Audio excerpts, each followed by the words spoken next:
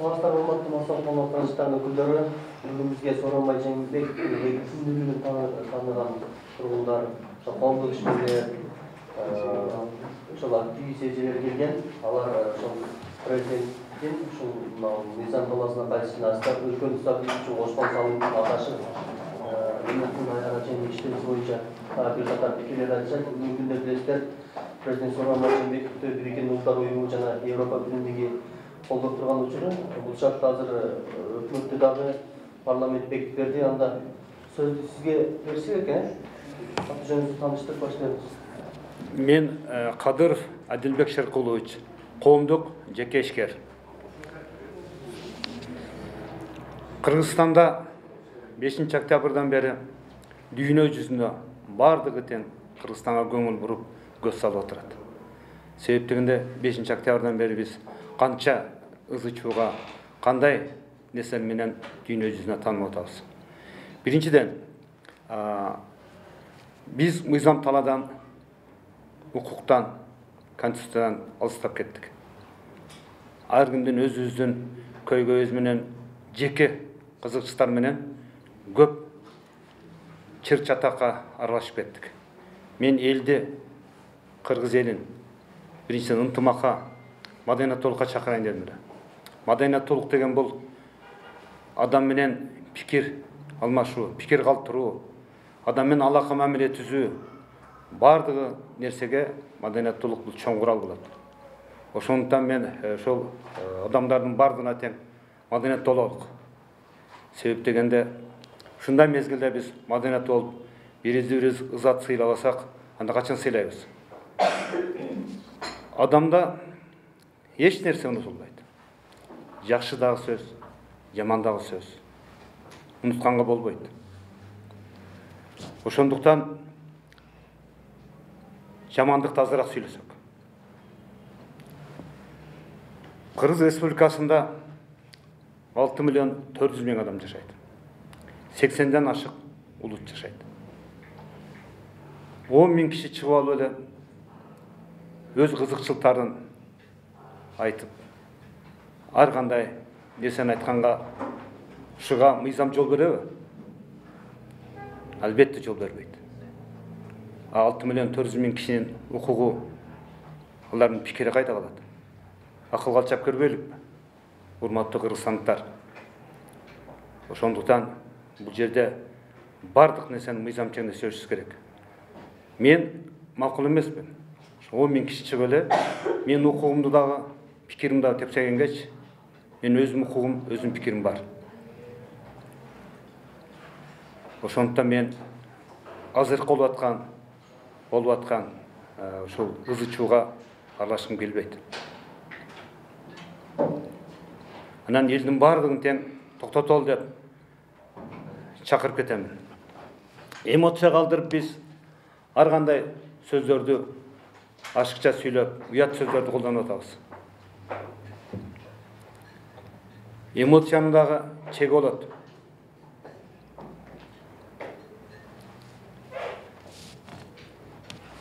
Кыргызстан биздин мекенибиз. Бишкек шаар биздин борборубуз. Мен Кыргызстандагы борборумду да сүйөмүн. Мен каалабаймын 15.000-10.000 киши чогулуп эле менин борборумду ызы чуу кылып, мен мамлекетимди дүйнө жүзүнө ар кандай жаман иш чаралар менен көргөзгөнгө мен каршымын.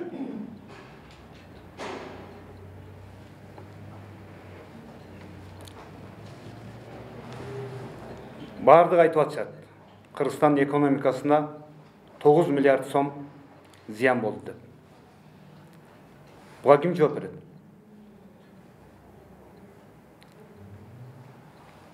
Ошол 10.000 чыгып микрофон талашып атып сүйлөгөндөр жооп береби?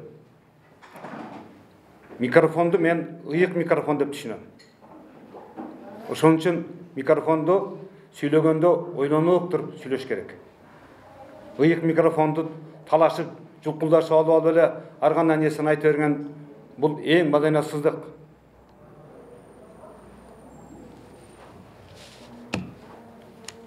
Кыргызстанда дүйнө жүзүнө боюнча Кыргызстанда дагы COVID-19 кандай көйгөйлөрдү алып келди бизге? Биз көйгөйлөрдөн сабак алышыбыз керек.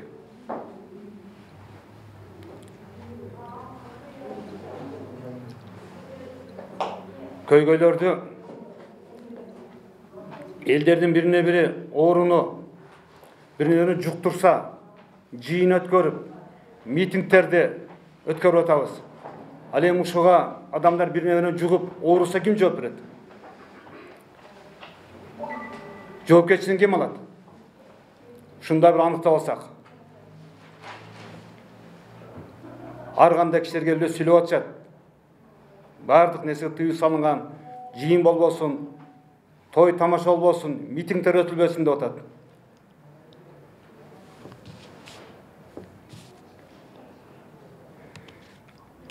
Кыргызстандыктар кээде ашыкча сүйлөп коюп атат.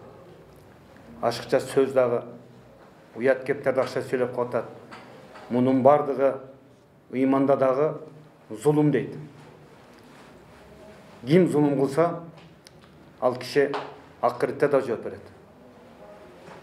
Микрофонго жетип алып кыйкырдым, мен жеңдим деп атса керек. Андай болбойт. Биздин да пикирибиз бар. Зулум кылган кишинин бардыгы акыретте жооп берет.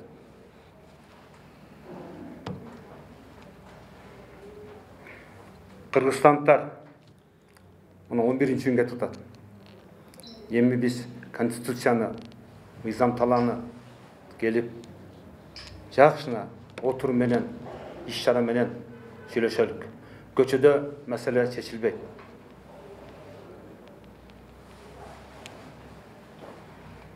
Башыбызда кандай күн кечирсек дагы бирибизди бирибиз ызат сыйлайлык.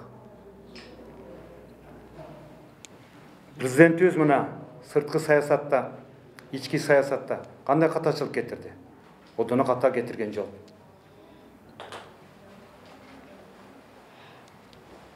Мына COVID-19-да 19 болуп атат.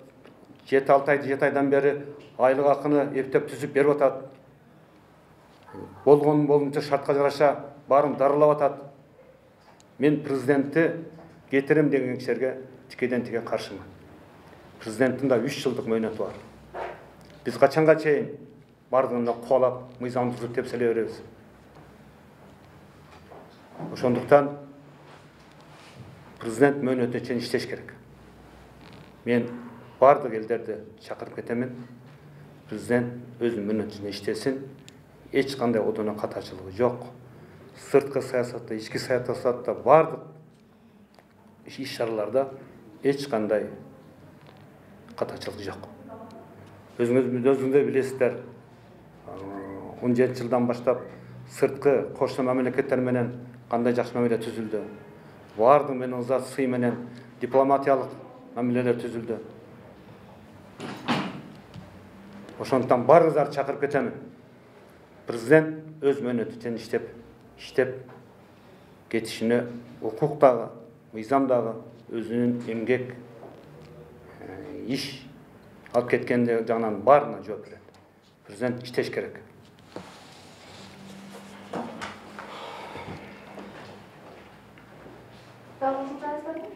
Жок, мен болду.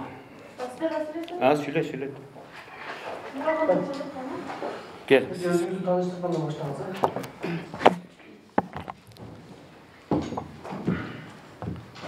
Саламатсыздарбы, урматтуу кыргыз элим.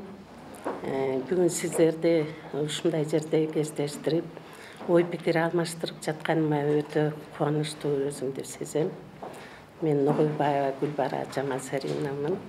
Ош медициналык колледжинин окутуучусумун. Эми канча күндөн бери эле кыргыз эли тынчыбай жатабыз. Ар бирибиздин өзүбүздүн ойлорубуз, ар бирибиздин өзүбүздүн сезимдерибиз, мамлекетке болгон көз карашыбыз бар. Мен дагы өзүмдүн кичине болсо дагы оюмду айтып коюуну туура таптым. Ошондуктан бүгүн ушул жерге келдим. Бул жак айткандай эми там 10 000 кишиби же 20 000 кишиби, мен аял кишимин, анча деле саясатты ине-жине чейин түшүнбөйм. Бирок мен как аял катары, как эне катары азыркы кээ бир көз караштарга, кээ бир биздин жаштардын айткан сөздөрүнө кандайдыр бир жүрөгүмдө капачылык пайда болуп калды. Эми биздин жаштар айтып атат да, карылар кетсин, карылар жогосун, мындай андай туура. Биз бирок тарыхты карап көрсөк, баардыгыбыз биз шамалдан келип түшүп калган жокпуз. Ошо биздин жаштар, балдар дагы ошо карылардын балдары, ошолордун энелери, ошолордун бир туугандары. Мен эми мынтип койсом эле карылар келип кайтадан бийликке отуруп өздөрүнүн туура эмес көз караштарын, өздөрүнүн коррупциялык кылган мамилелерин улантсын деген жерим жок. Айланайын жаштар, ооба келечек силердики. Эч ким бардык нерсени бир жерине салып алып кеткен эмес. Бул дүйнөдө бардыгыбыз күнүмдүкпүз. Биз дагы жаш болгонбуз. Биз дагы ошо карылар ушундай жакшынакай силерге чет мамлекеттерге барып окууга, силерди бизнес деген эмне экенин үйрөтүүгө, силерди ушундай маданияттуулукка, башка мамлекеттердин маданиятын алып, биздин кыргыз элине жайылтууга шарт түзүп берген адамдар. Бирок тарыхта катачылык болот. Ар бир адамда дагы катачылык болот. Ошондуктан мен жаштардан бир гана эме кылганым, ар кандай сөздөр менен мындай улууларды не десем, мындай жаман сөздөр менен айтып атасыңар да. Например, биздин ошо элита аялдарыбыз, энелер, биздин элиталар, мели эркек адамдар жөнүндө айтпай эле коеюн. Кече эле жакшынакай аты жөнүн айтып, агай, байке, там, эне, үка деп жүргөндөрүбүз азыр кандай гана эме менен позордут этип, то соке дейт, то эмне дейт, то чимкирик дейт, то эмне дейт. Бул мисалы аял кишиге жарашпай турган нерсе. Кыргыз эли ушунчалык сабырдуу, кыргыз эли өмүр бою кандай болуп кетип атканда дагы улууну урматтап, кичүүнү сыйлаган. Биздин аялдар, аял заты чыгып алып ошондой сөздөрдү айтып атса, анда биздин балдарыбыз, биздин берип жаткан тарбиябыз каякта калды? Ооба, эми баягы ичкүдүүлүктө ар кандай сөздөр айтылат дейт, бирок кандай сөздөр болсо да, кандай биз күйүп кеткен күндө дагы жаштарга дагы, карыларга дагы бардыгына айтарым, келгиле кичине сөз маданиятын, кыргыз элинин маданиятын, кыргыз элинин өзгөчөлүгүн сактайлы демекчимин да. Мага ушул сөздөр өтө катуу тийди. Ооба, анан өзүм теңдештерге, чындыгында улуу эмелерге катачылык кетти. Катачылыкты биринчиден моюнга алыш керек. Экинчиден, да убакыт келиптир, оңдоого убакыт жетиптир. Мен эми өзүмдү артка тартайын, жаштарга жол берейин, ушуларга жол көрсөтөйүн, жакшы жагынан деп, ар бир адам өзүнүн ички сезимин оңдош керек. Ар бир адам өзүнүн ички сезимин оңдосо, өзүн өзү оңдой албаса, биз кандай кыйкырган менен деле, урган менен деле, чапкан менен деле өзүнүн сезимин ар бир адам өзү оңдоого тырышпаса, аны оңдоо кыйын. Ошондуктан мен жаштарга айтарым, ооба, карылардын катасын кечиргиле. Баары бир карылар дагы болуш керек. Жок дегенде бир-эки адам жол көрсөтүп, мынандай жери жакшы, мынандай жери жаман деп айтыш керек. Бардыгы эле карылар алжып эле, бардыгы эле эсинен танып, жегич, жуткуч, же болбосо бир эме болуп калган жок. Ичинде жакшылар да бар. Ошо жакшылар силерди ушундай кандай мамлекеттерди окутуп, кандай маданиятка, эмеге кыргыз элине шарт түзүп берип атат. Анан экинчиден, эми президент жөнүндө айтайын десем, ар бир деле адам айттым го, баягы катачылыгы бар экен. Эми президент да ойлоп көрүп, мына азыркы жаңы келген бийлик менен биригишип, өзүнүн кетирген катачылыгын, же болбосо кандайдыр бир туура эмес жерин оңдоп, жакшынакай кылып эмне биргелешип эле ошо убакытты өткөнгө чейин деле иштешип, жаман жерин жок кылып, жакшы жерин оңдоп, биргелешип иштесе болбойбу? Обязательно эле бизде бир нерсе болгондо бирөөнү качырып же болбосо бирөөнү чалаала өлтүрүп, же болбосо бирөөнү ушундай каргалап салышыбыз керекпи? Кандай адамдар болсо дагы ушу кыргыз элинин кулундары го. Ошондуктан менин оюм, бул менин жеке оюм. Азыр биз президентти айдап кетирип, бул болду, акмак болду, баары жокту жаман кылды деп эле койгонубуз менен биз бир күндө же 2 күндө оңолуп кете албайбыз. Ал адам өзүнүн кетирген катачылыгын, өзүнүн кылган туура эмес иштерин өзү сезип, кийинки муунга калтырбас үчүн азыркы жаңы келген өкмөт башчылары менен бирге иштешип, оңдоп, кыргыз элине жакшынакай даңгыр жолду түзүп берип, андан кийин мындай аберим менен кетип калган жакшы болот деп ойлойм. Эми айта берсе сөз көп. Менин ошо ойлогонум, азыркы жаңы келген өкмөт менен президент бирге иштешип, катачылыгын оңдоп, анан кийин ооба бийлик башына мени менен бирдей, не деп айтсам эми, замандаштарым, карылар, ар кимибиз дагы өзүбүздүн ордубузду билели, эси келсе бесин бер деген кыргызда сөз бар.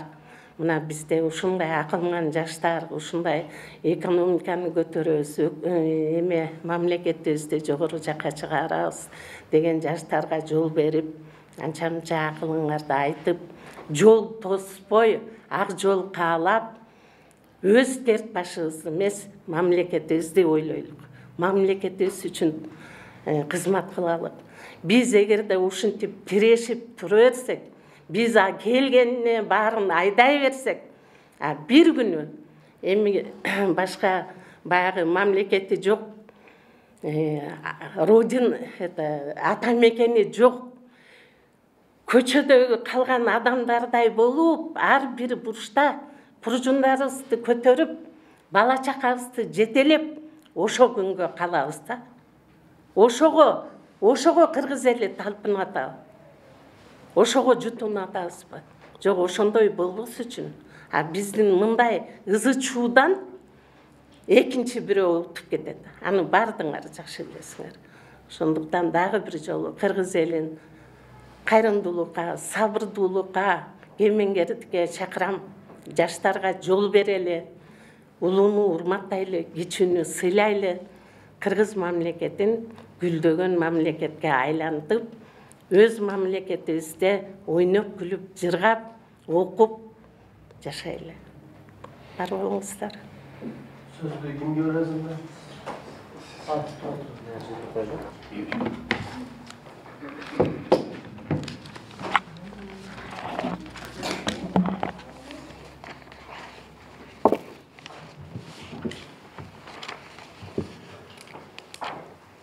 Assalamu alaikum.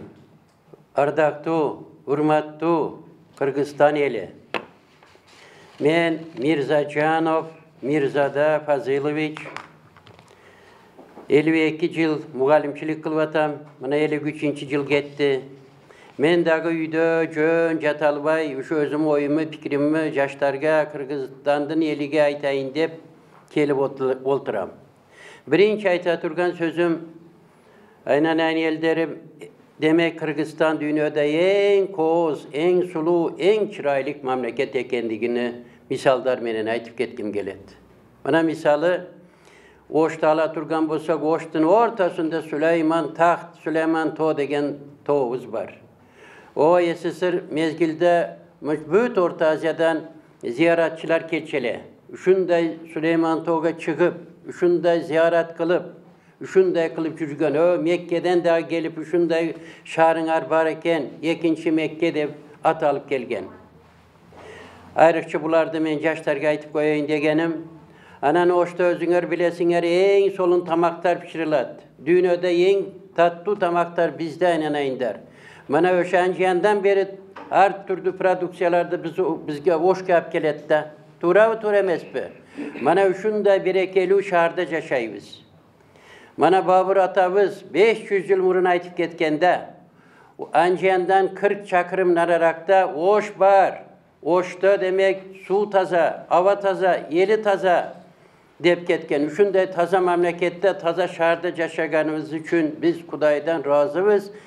dağı şükür kılışımız gerek yaşlar, elder. Emi Kırgızistan boyunca ala turgan bolsak mana Jallavat oblastında demek dünyada çok жаңакзар var. Ореховая роща dep koyat. Bunu da Kuday bizge belek kılıp bergen. Mına жаңактарды demek Giretski arek dep koyat. Özü Alexander Makedonski'nin askerleri demek Arslanbap'tan alıp ketip anan keyin Gretsiýada egip Giretski arek bolup kaldı. Özü Arslanbap'ta жаңактары. Arslanbap'a bargan bolsaňar şunday gelegen жаңактар mana uçularda dağı demek Kuday bizge bergen. Oşo jerdegi kölde aytpaýsyňarby? Sarıçelekde men köp jolu bardım yerge. Ekskursavod bolup jürgen mezgilimde. Anan kölde aytpaýla goýaýlyk.